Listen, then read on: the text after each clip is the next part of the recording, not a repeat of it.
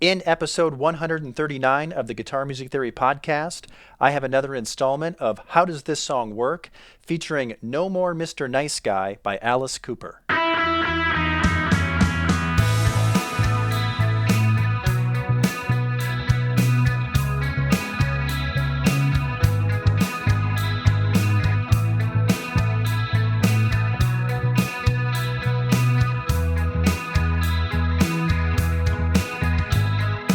Greetings, guitar players and my fellow music theory nerds.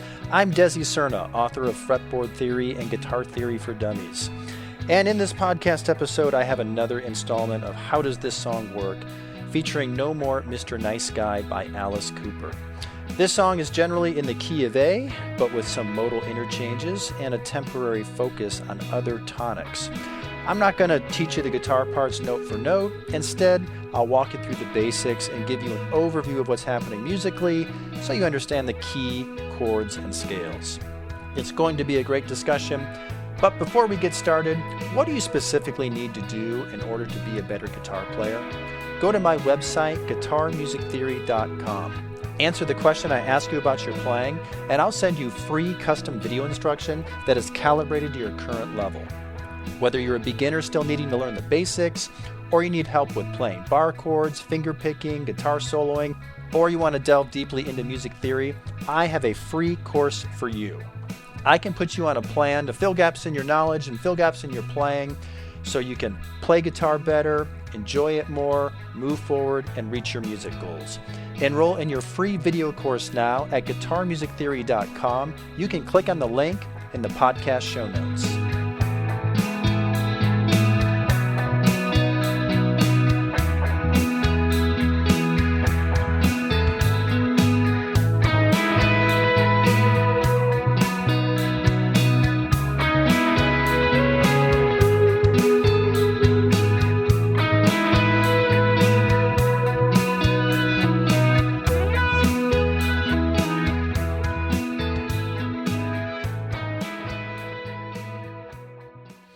All right, so we are ready to dive in. Here's No More Mr. Nice Guy by Alice Cooper.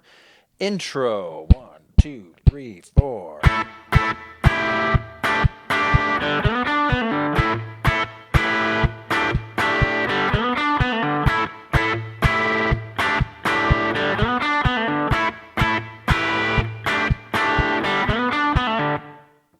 Okay. Hey, let's talk about my gear and my sound here, and then we'll get into the music theory behind the parts. So I am playing my Paul Reed Smith McCarty 594. I do not have the original pickups in it. These are Seymour Duncan 59 humbuckers. I'm on the bridge position humbucker. I got the volume and the tone all the way up. I'm playing through my Kemper profiling amplifier, and I'm using a profile from Tone Junkie, and this is called 67 Pro Verb. I believe this is a 1967 Pro Reverb amp, I believe. You can go to tonejunkie store.com and just search for 67 Pro Verb, and he might have the details there. Sometimes he has to be a little vague with his profile titles just so he doesn't infringe on any copyrights, trademarks, that sort of thing. So yeah, this is the basic sound. You can hear that it's breaking up. So this would have been profiled with the amp, turned up enough for it to break up. And then I just have some reverb on there. That's it. Pretty simple. When I looked up to try to figure out what type of guitar might have been used to record this song, according to what I found, it was a Gibson SG, and it was a Fender Twin amp. And as I listened carefully to the original recording, I can hear that. It definitely sounds like an SG. So I picked this PRS McCarty 594 because it's got the the two-piece hardtail bridge, like a Les Paul or an SG. And these Seymour Duncan 59 pickups, they're lower output, and they do kind of sound like I believe they're an Alnico 5 magnet, which is what I think was in a lot of those SGs. I don't know. Maybe I've just talked way too much gear talk than you want to hear. But anyway, that's my sound there. Sounds pretty rock and roll to me. All right, so let's talk about what's happening here musically. So I'm starting with an A power chord. So think A, E, A, root, fifth A. And then I'm dropping some chord tones. Then I play that A on top, drop down to a G natural, went down a whole step. And then I drop the E down to a whole step to D. So now it's A, D, G. So A, E, A, E, G, A, D, G.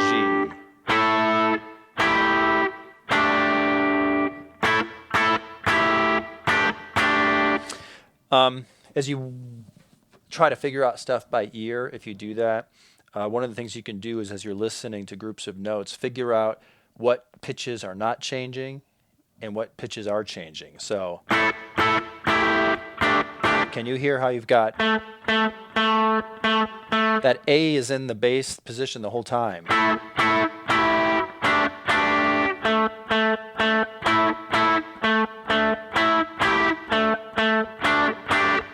Can you hear that? And then do you hear those notes that are changing then?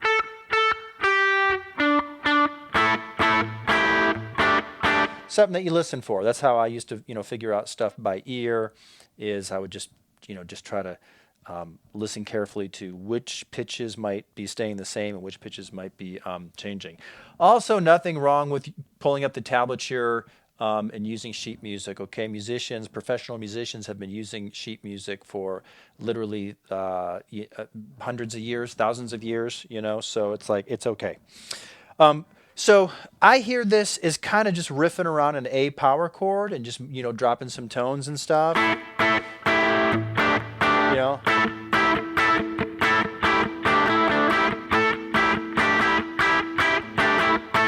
mean, it's kind of all fits right under the fingers there, dropping some notes.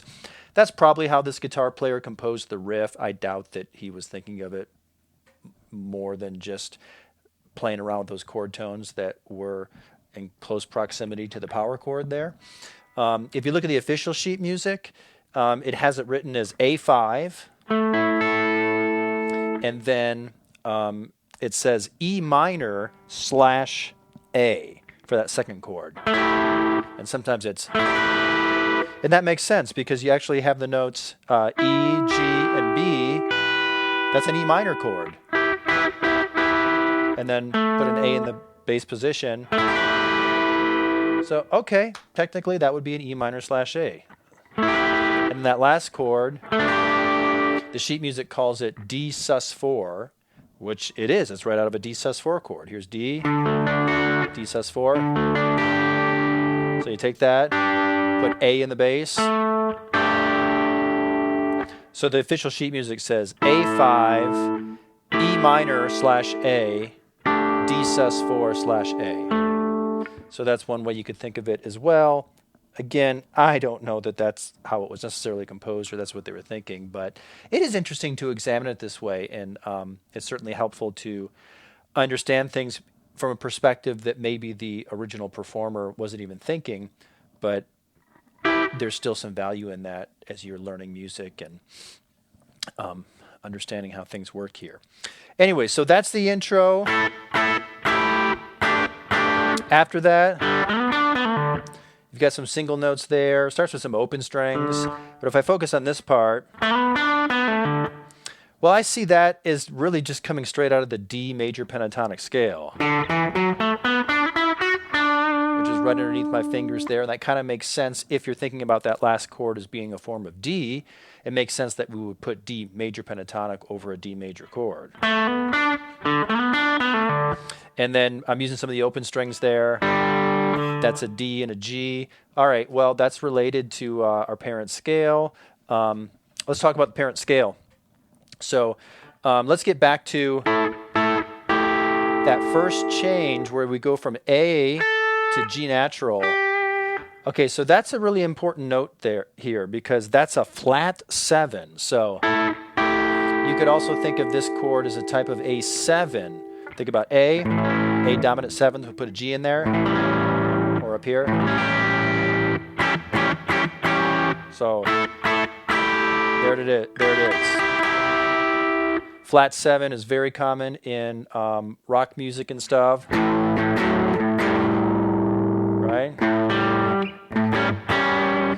It's in like the minor pentatonic, you know. There it is. So we're creating like a dominant 7th sound, or you could also think of this as being an A mixolydian mode.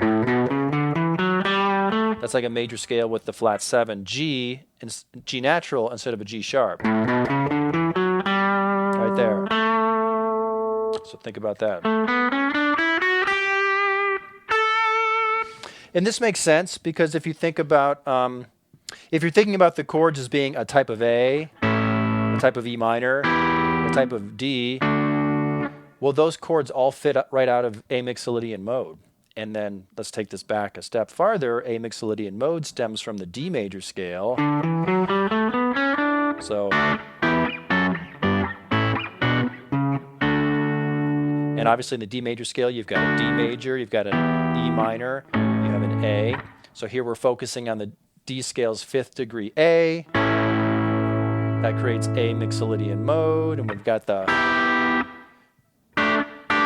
all the notes and chords necessary to put this riff together. So I do hear this as being an A, but I recognize it as being a dominant 7th sound or mixolydian mode. So that's immediately what my ear hears, and that's what I think of. And so I'm automatically thinking G natural, not G sharp. Now, if you look at the official sheet music, like I'm going to do right now, I think they used a key signature for A major.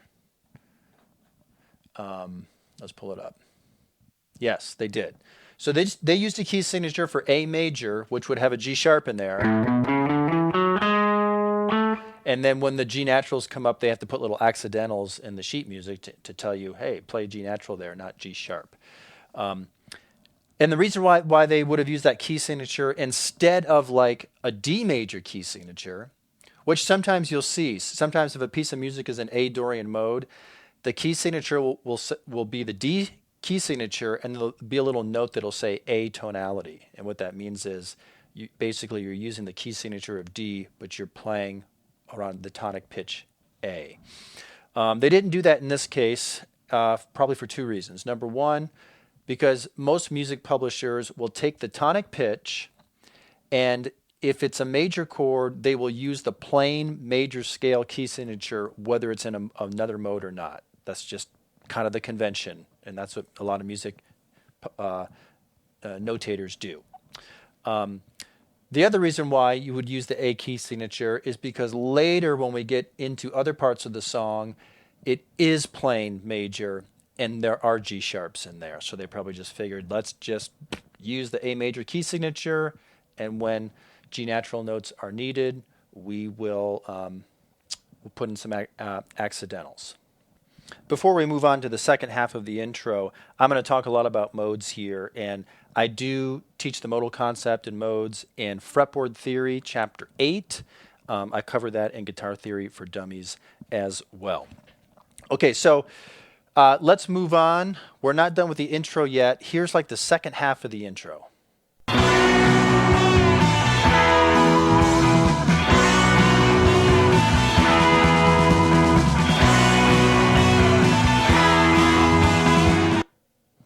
All right, we'll cut it off there because then it heads into the verse. So notice that things shifted. Previously, we were focused on an A, but now we've got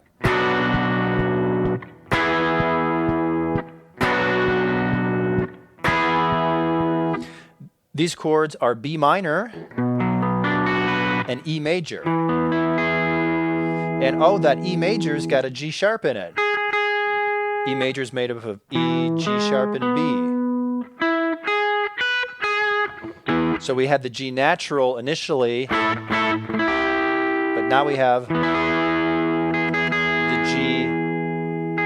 G sharp in there. So these chords are straight out of the A major scale. B minor and E are chords 2 and 5. out of the A major scale. And you could almost think of this as kind of a temporary Dorian mode. So Dorian mode is when you focus on the second degree. This is what I meant earlier when I talk about how this song has some, it's in the key of A, but there's some modal mixture, G natural, G sharp, and there's some temporary focus on other tonics. So you're kind of staying in the same, you're staying in a type of A scale here, but you're focusing on some of its other degrees, in this case the second. And this is reflected in the lead line underneath. It's using notes from the B minor pentatonic scale, because it's almost like B minor is kind of our tonic pitch here at this point.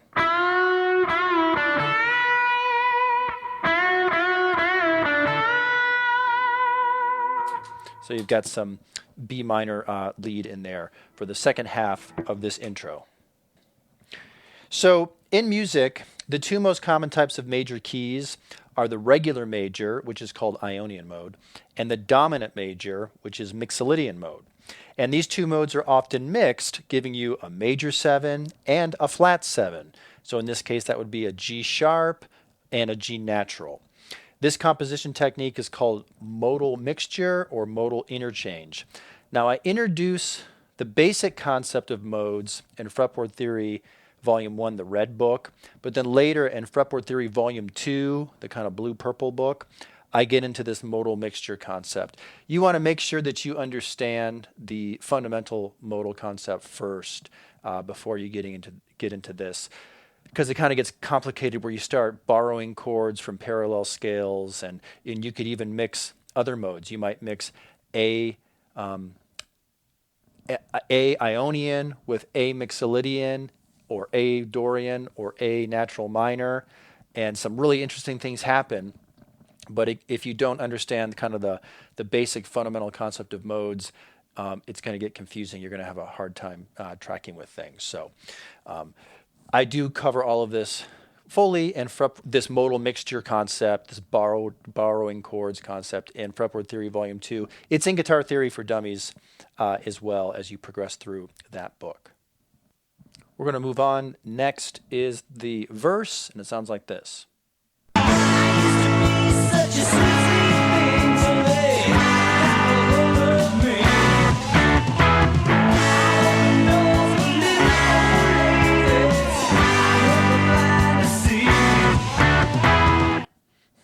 Okay, so this is an A. Basically, it's A, C sharp minor, G, B minor, D, E.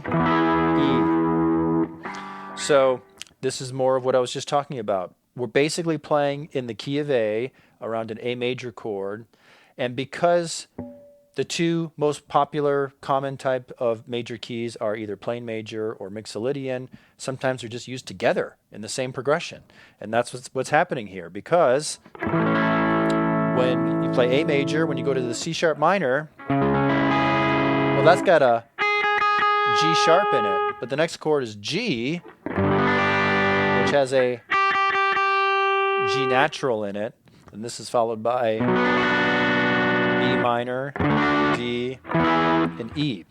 So all of these chords are actually straight out of the A major scale, if you're familiar with the harmonized scale.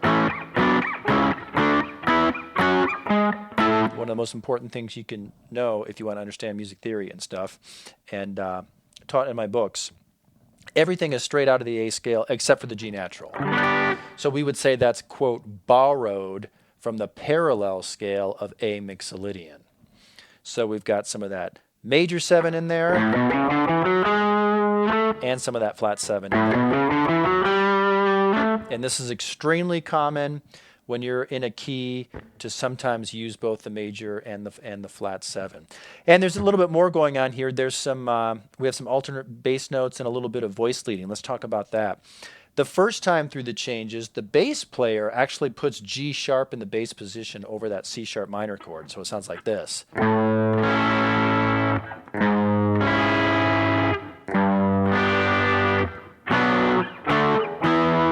Then you repeat those changes, but the second time the bass player actually plays the root C sharp minor.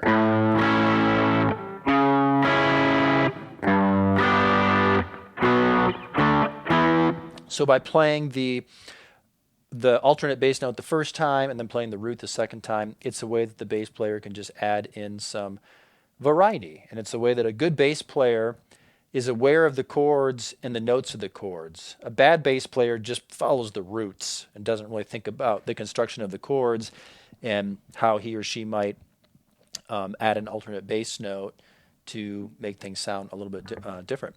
There's also some chromatic voice leading here, like in the bass position, half step movement, then, or up top, you could think of it like, are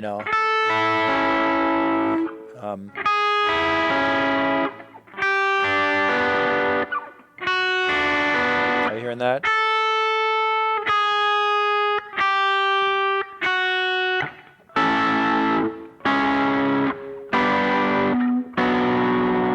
I've talked about this in previous podcast episodes and lessons. Sometimes chords are put together that don't seem to fit together in one key. They're connected by this half-step movement, which, when done right, can sound very pleasant to the ear, and some people have made a lot of money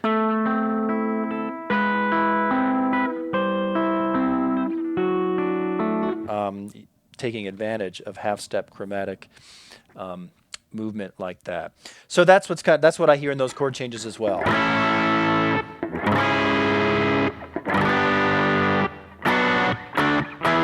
And at the end of it, then you've got B minor, D, E. Let's talk about how you would number this chord progression. A is 1, obviously. C sharp is 3. G is flat 7. If you were playing the major scale, 1, 2, 3, 4, 5, 6, there's 7. G natural, flat 7 would be G. So 1, 3, flat 7, and then 2, 4, 5. 2, 4, 5. 1, 3, flat 7, 2, 4, 5. One of the things you can do as you listen to this podcast is train your ear. So can you hear those changes? 1 to 3. Think about the major scale. Do, re, mi, fa, sol, la, ti, do, do, re, mi. I don't really use solfege, do, re, mi, fa, sol.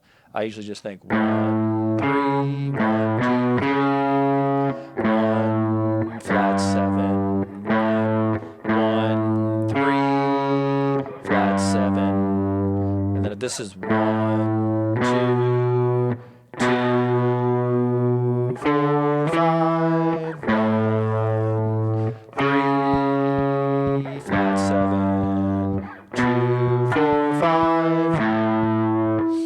That's usually how I hear music. I had someone email me recently, like, do you use solfege? How do you sing pitches? What do you do?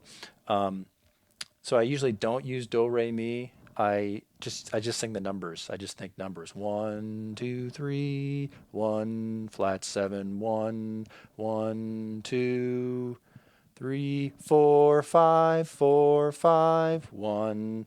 That's what I prefer to do.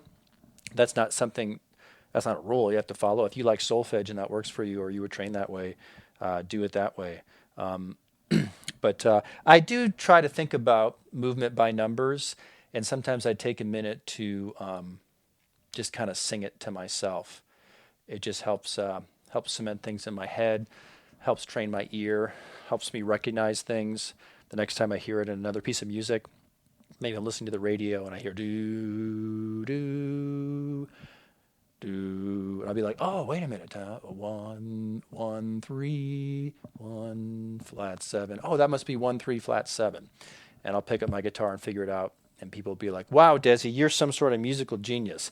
Not really. It's actually pretty basic stuff. And if you learn it this way and think of it this way, you will recognize this type of movement. I'm not really about trying to train my ear in the sense that I want to recognize specific pitches. That's usually something that someone is born with, and it's difficult to develop that. A little bit, but be careful about any program that tries to sell you on the idea that they can teach you perfect pitch. Perfect pitch is something that you're either born with or you're not. If you're not born with that, you have relative pitch, and you can improve it. And here's one way you can improve it. But I don't want to get off in the weeds here, so maybe I shouldn't have brought that up. But this is a good way to train your ear. And when I listen to music, I can't always tell what key it's in. Sometimes I have an idea, like, I don't know, that sounds like an open A major chord. I bet it's in A. And then I get home and I might be close. Maybe it was an A flat because they were tuned down a half step, but they were in fact playing around an A major chord. So I did at least recognize that. I always try to recognize movement, like 1, 3, 4, 5, 1, because I can recognize that. I can hear that movement, and then I'll be like, I just got to figure the key out. And as soon as I figure the tonic pitch out, then boom, everything else is going to fall into place because I know my patterns on the fretboard and stuff. Just like I teach in fretboard theory. Hey, I'm really trying to promote those books a lot here, aren't I? Yes, I am. That's what I do. But we are going to move on.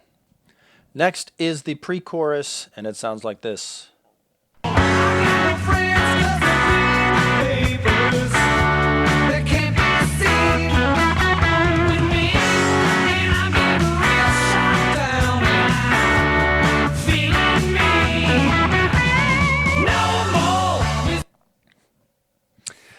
All right, so this section puts some temporary focus on the 6th chord, F sharp minor. That's the 6th chord in the key of A, the relative minor. A is the relative major here. So specifically, the chord changes are F sharp minor, B minor, D major, E major. So in this case, it's all diatonics out of the straight plane major. That's chord 6, 2, 4, and 5. And then there's some little single note fills that you hear at the end of it. And they are straight out of the E major pentatonic scale.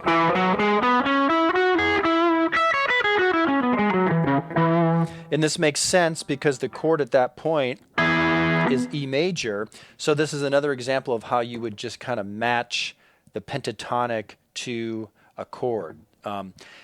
That's the two basic ways the pentatonic is used. Is one, you would take a chord progression, you'd figure out its tonic pitch, what's the primary chord that everything's revolving around, and then just play that corresponding pentatonic over the whole progression. You don't have to worry about chasing the chord changes.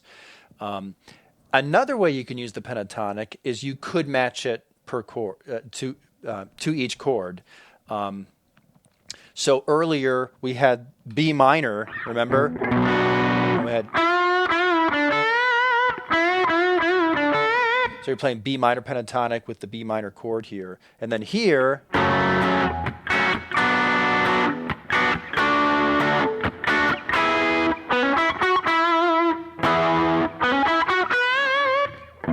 you're matching E major pentatonic and using it to fill, the lead guitar player is to fill over that E major chord. And then from here, you go into the chorus. Feeling me. No more Mr. Nice Guy. No more Mr. King. No more Mr. Nice Guy. Yes, sir. He's sick. He's a singer. All right, so this section also sounds like the relative minor F sharp. Playing it up here.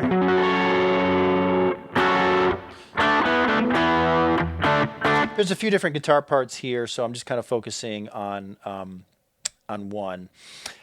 I hear the chord changes here as F sharp minor, D to E, like 6, 4, 5. And there's some interesting interplay here. The bass player plays this, like, that's what the bass player does, and the guitar does this. So that little, it's almost like you're moving back and forth between D and E. But I'm not actually fretting the full power chord there. I'm just doing strings 4 and 3. And going back and forth like that. I do end on a full E power chord there, though. And from here, you play some Ds on the upbeat there. When you kind of repeat. But the second time, you don't go to E here. Instead, you play the low 6th string E, and there's like a single note riff. That's E, F sharp, A, C sharp. You can think of those notes as diatonic. They're straight out of the parent scale here, A major or F sharp minor if you're thinking relative minor. So they're right out of the scale. I like to think of it as E, and then F sharp, A, and C sharp are just an F sharp minor triad. Which makes sense because this section is kind of focused on F sharp minor. So that's the way I think, that's how I remember it. I'm like E, coming from E, and then I just play an F sharp minor triad. Kind of helps me remember it. So, you know, sometimes when you're learning music and you're trying to remember things and you're just focusing on memorizing tablature without having an understanding of what key you're in and what you're doing, then everything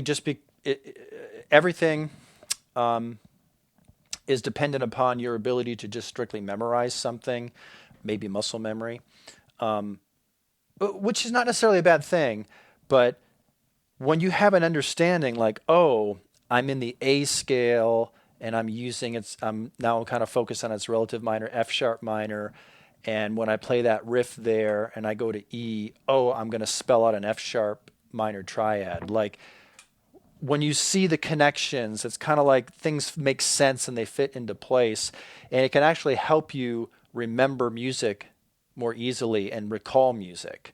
So down the road, if I were sitting in with a band or something and they said, hey, can you play No More Mr. Nice Guy? And I'd be like, oh gosh, I haven't been through that in forever. Maybe with a little bit of review, I'd be like, gosh, how did that chorus go? I mean, we're in A, and then it was, relative minor, F sharp. Yeah, okay, I remember now. But I'll be like, oh, there was a riff though. So I'm F sharp, E. Oh yeah, it spells out like an F sharp minor triad. Of course, because of the F sharp minor chord here. That's kind of what goes through my head, and that's what goes through a lot of the heads of good musicians, and it's what helps them, again, remember things, figure things out, recall things better than if you didn't have any sort of understanding. If it was all just random notes, then there's a greater chance that you might forget it and you might have a hard time figuring it out when you need to recall it because you just there was no rhyme or reason to it, you know? So that's why understanding this stuff and learning a bit of music theory is so helpful. So after you come out of this chorus, there's a little interlude section. I just realized, did I have my extra gain stage on this the whole time that I don't want on there? Oh gosh. All right, let's just save this in my Kemper. Sorry about that, folks. I'm going to be so disappointed when I go back and listen to this. I'm like, that's not the sound I wanted. I wanted this sound. I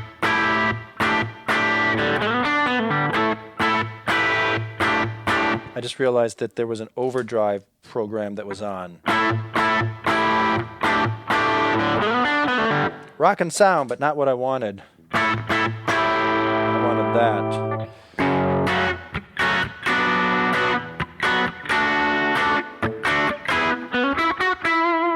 Yeah. Oh, well. You know what? Why did that happen? I guess it just must have saved there from a previous use, and I didn't know when I came back to that preset it was automatically going to turn that on. Well, I fixed it. All right, so you come out of that chorus, and you go back to, there's an interlude section. You've got that riff from the beginning. And there's a lead guitar that plays this.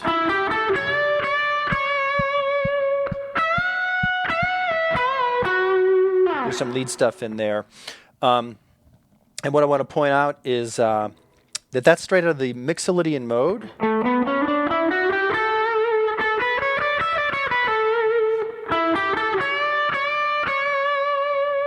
So we're in A. So this is the 5th of A, flat 7, major 3rd, bending to the 4th,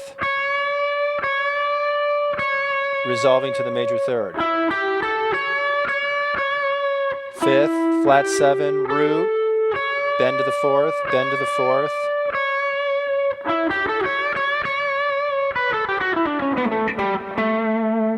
Right out of Mixolydian mode there. And then the second lead part in this section, whoops, that's straight out of the A major pentatonic. Just some bends in there. And it actually goes to F sharp because you come out of that interlude section straight back into the F sharp minor part here, the pre-chorus.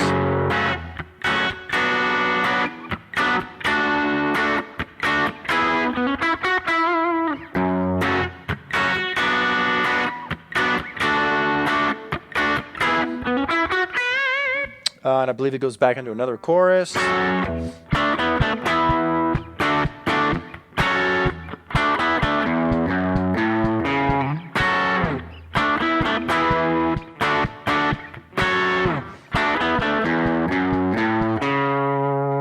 Then it goes into another verse, and it's based on the same chord changes. It's kind of a down verse, so some of the instrumentation drops out. I also think you hear some slightly different chord voicings and maybe even effects. I don't have this all planned out for you people, but it's kind of like a and then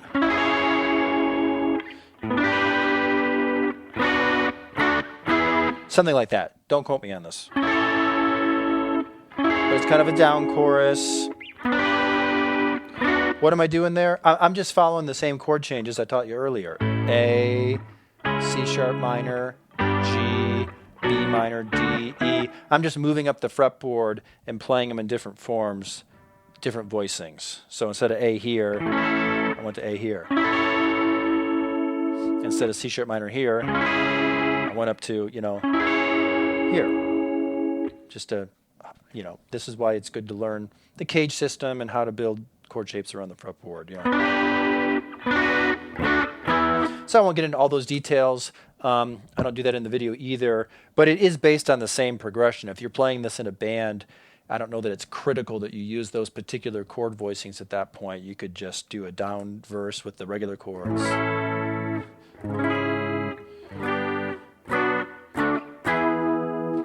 And then it goes back into another verse, and you just kind of repeat.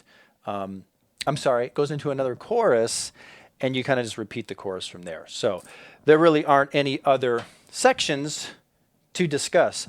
I skipped a lot of details. If you want to pull up the official tablature, you can find it at Ultimate Guitar or Sheet Music Direct, and you can see that there are multiple guitar tracks, and they're all doing something slightly different. There's more stuff I could have talked about. There's some kind of interesting interplay between the different guitars and stuff, but I already put enough time into this, and typically when I do these how does this song work lessons, I'm really trying to talk about what's happening generally in the music, the key and the chord progression and the movement and some of the scales.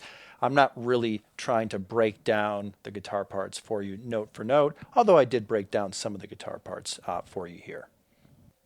And that's all I really have to say. Don't forget that there is a video version of this lesson. Just go to YouTube or Facebook and search Desi Cerna Guitar, or more specifically, search No More Mr. Nice Guy Desi Cerna, and that should take you straight to my video.